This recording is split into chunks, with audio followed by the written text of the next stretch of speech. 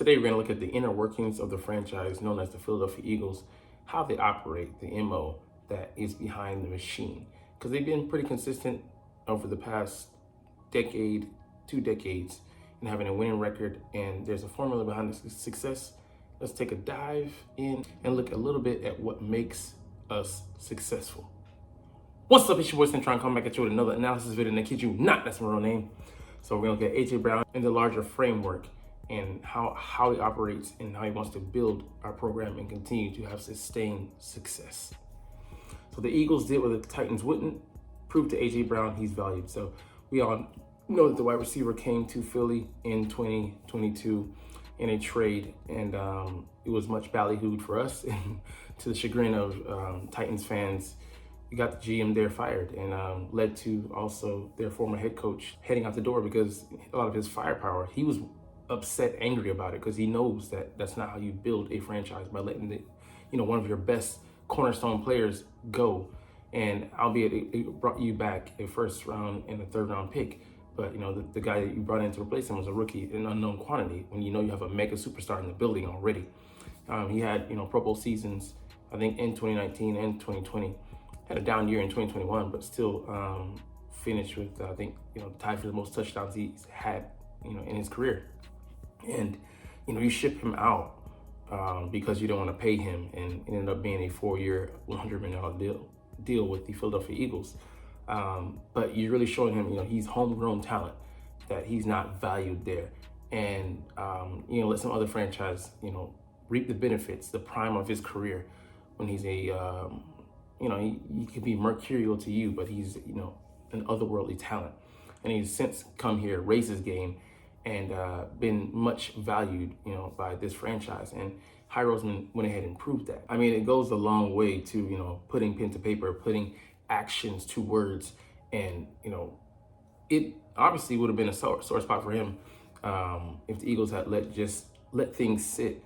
And they could have, weren't warranted. They weren't owed. He wasn't owed a contract extension, but they went ahead and took care of it because it's just how you do business. It's forward thinking. There's a financial aspect of it, makes sense, but it gives the player, extra security that, financially I'm taken care of. Also I don't have to worry about, uprooting my family, and there's other logistics we don't look at as far as usually with players, that the behind the scenes things that they have to attend to. So many things that go with being a pro football player, and then over half decade doesn't have to worry about that, and that's a huge weight off his shoulders. When the Eagles fans start talking about these unfounded rumors of him being traded, of course I had to hit a sore spot, because it brought him back to the Titans days when the GM had told him previously that he was good and everything was kosher. And why would you believe that when someone lied to you previously? Guy was like, oh no, we're good, you're good here in Titans land, and he suddenly is in midnight green, and wondering why is it that we're here. But Hy Rosen called him up, but like I said, empty words are empty words, but he put action to them and made Brown a believer, and he accepted a 3-year extension, $96 million deal, made him in the interim, when you consider that contract standalone, the highest paid receiver in the game.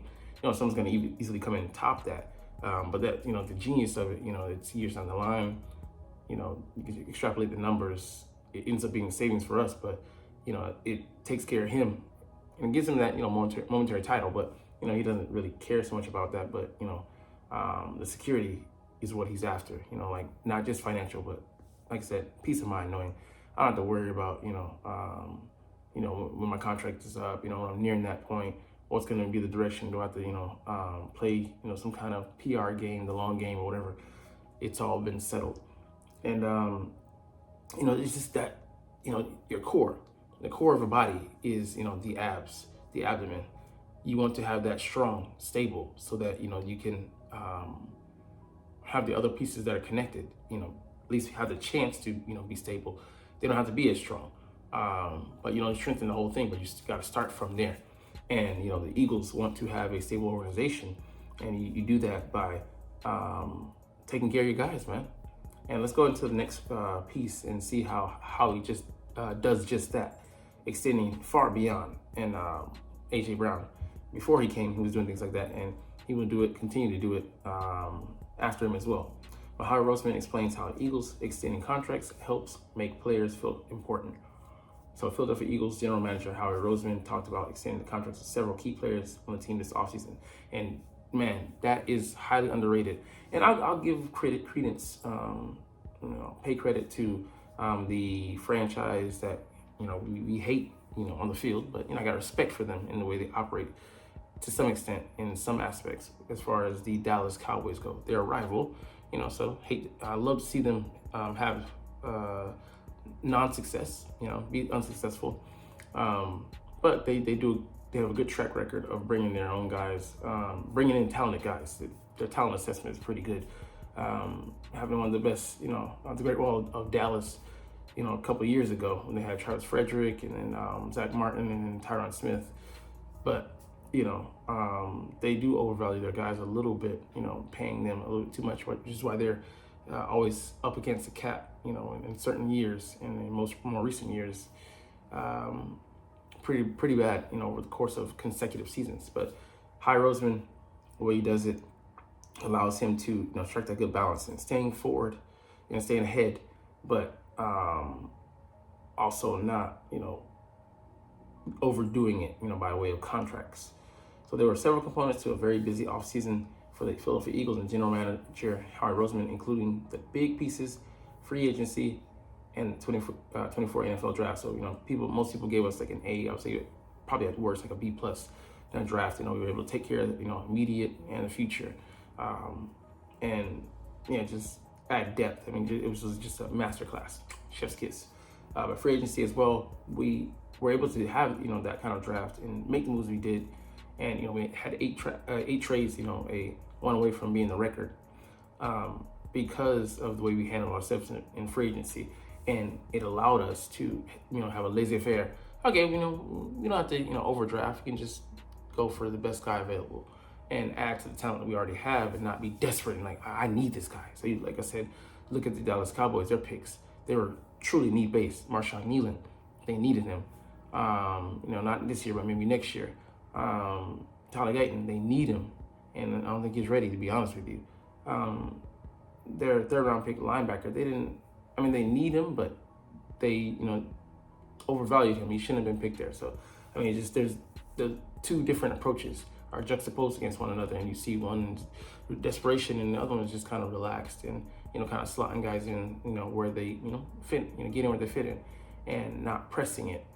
And it makes all the difference in the world when you're starting a guy out of necessity, regardless of his situation, whether he's prepared or not. And then where you can ease the guy in, have the adequate mentors in the building to get him ready for his eventual starting date, whether it be 24, 25, or 26.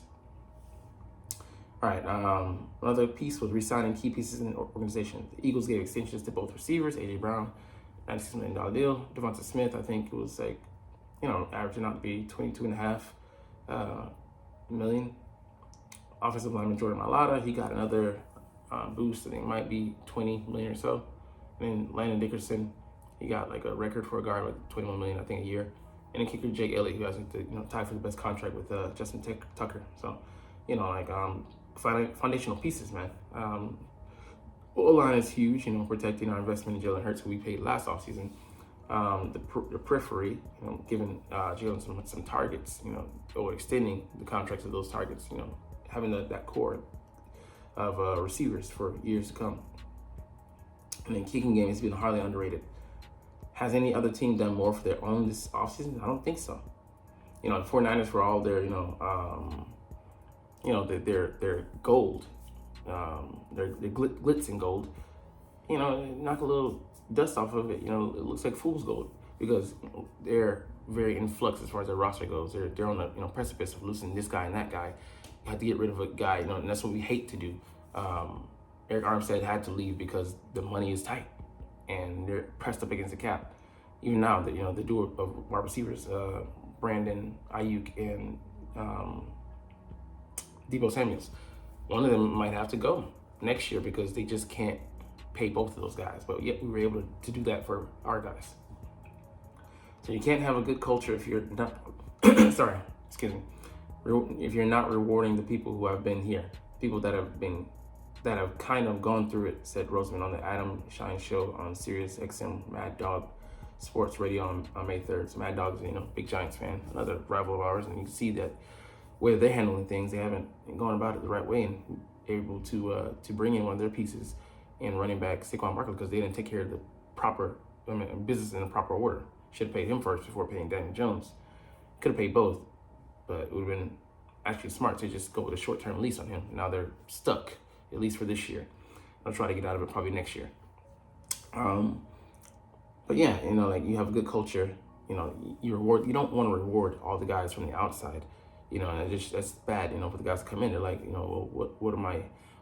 Why should I have any even shred of loyalty to you if you're gonna just cast me aside? And we do that with some positions, but for the most part, we identify talent. If they're if it was they had played to an extraordinary outlier level, then we probably would pay them. But for the most part, it depends on what position you're at. Because linebacker, safety, running back,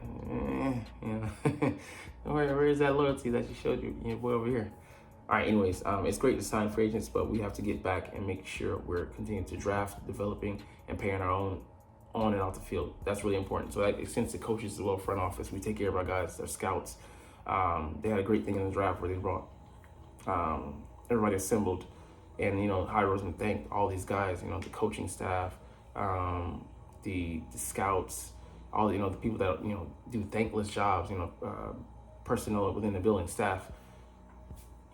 It takes a village to have a successful business franchise, and we truly do have that, and it's been a hallmark of this business for a while. And you credit that starting with Jeffrey Lurie, but for him putting the right people in the right places. And example, I did a short on Chip Kelly, and he changed a lot of things in the building. It was for the worse, and had to root out that illness, cut it out, cast it out, burn it, and start anew.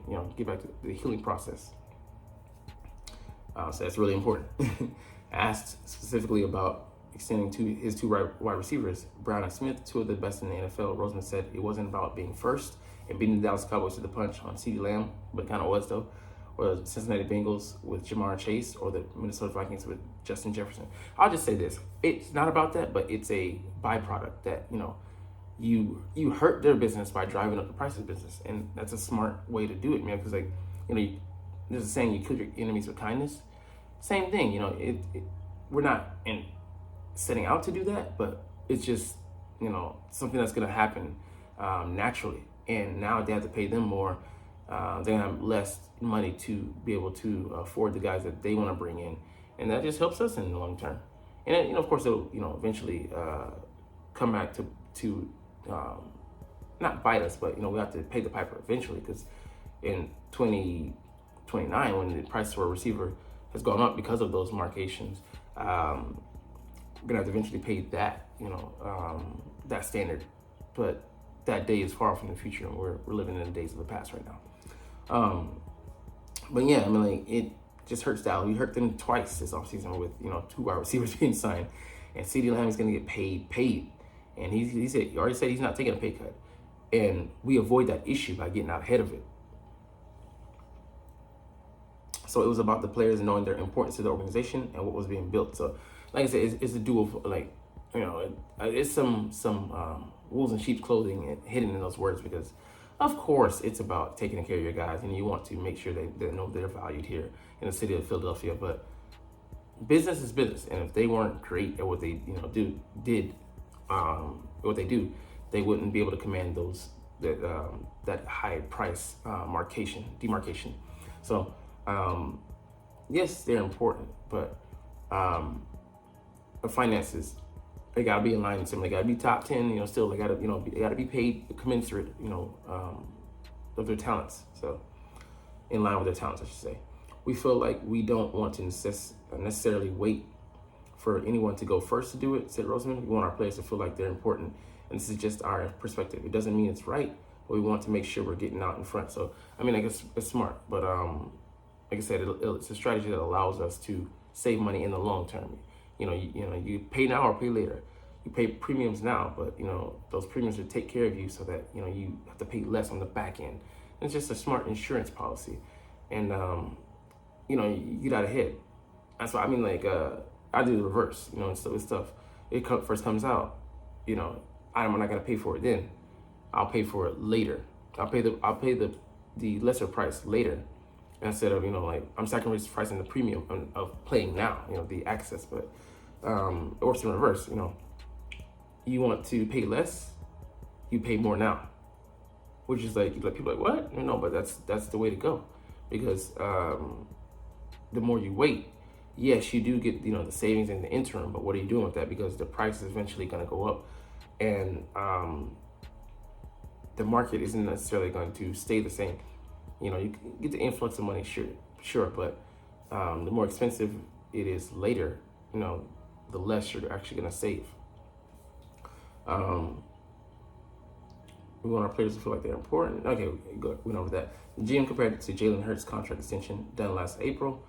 For a few days, he was the highest paid player, and then Ravens paid Lamar Jackson. He got paid like $1 million or so more. It was, you know, insignificant, but the way we were able to structure the contract is still like a great contract. You know, with you know, the money pushed to the back end of the deal, like, you know, we can adjust that as we go. But the way it's laid out, it doesn't hurt us in the interim, and it allowed us the flexibility to do that. But let's just say we waited on paying him, we'd be safe. Like, he was a second round pick, so we didn't have to pay him then. But if we waited at that time, we'd be paying more of the long term, and we might not have been able to bring in, you know, repay some of our guys this offseason. So there's an ebb and flow to it, you know, a balance you have to strike, and how he's found that groove, that he's that pocket that he likes to sit in, and like, yeah, Landon Dickerson, he could have. I mean, he was a second round pick as well. We could have waited it, you know, still, but that would have hurt us. AJ Brown was far down the line. We, you know, wasn't anywhere near immediate. We took care of that.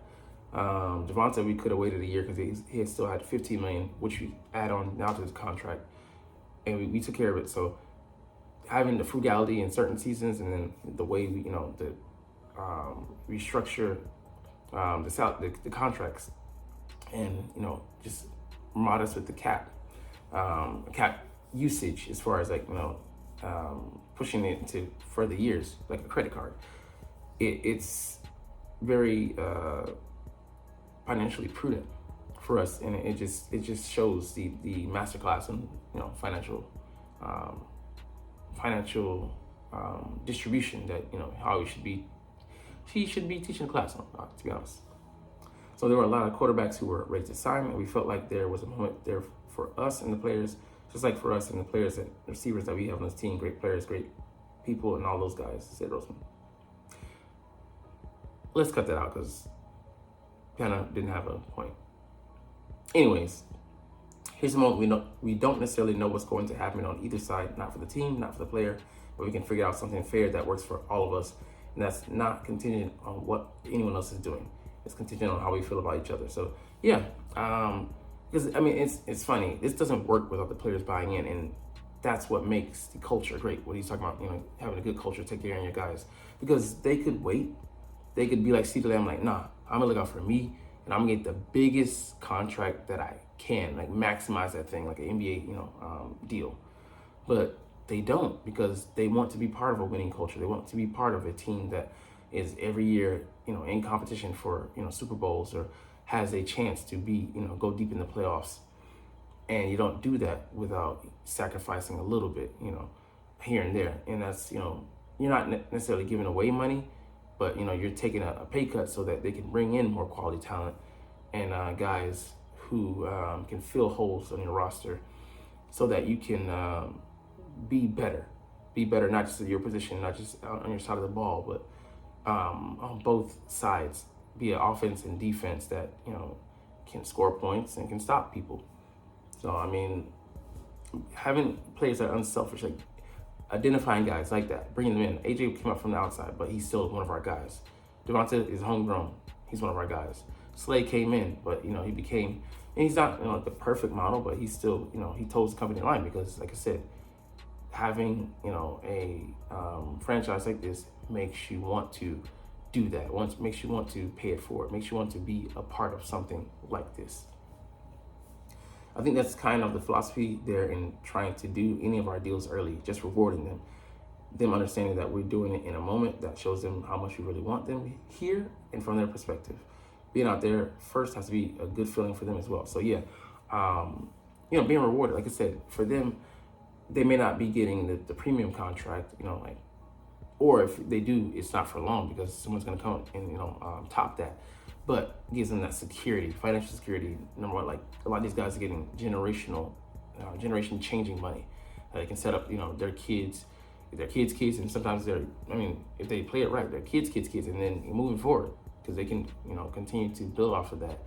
But this is generational wealth they can have for, their line and, some of their family they want to take care of, outside their nuclear family. But it just, what a way to value them, which allows them to value their people, which makes them value you even more. Reciprocity. Anyways, we're gonna get out of here on that note, but you're not even watching though, because you're not. But it's all good because I love making these videos and I love talking about the Eagles. Sorry, train of thought ran out after 22 minutes. But anyways, we're gonna introduce this officially, but as always, it's fly Eagles fly, and let's motherfucking go. Like, comment, share, subscribe. Thanks for watching. Check me out at Cintron Anime, Cintron Life, or Cintron Laughs, or other social media.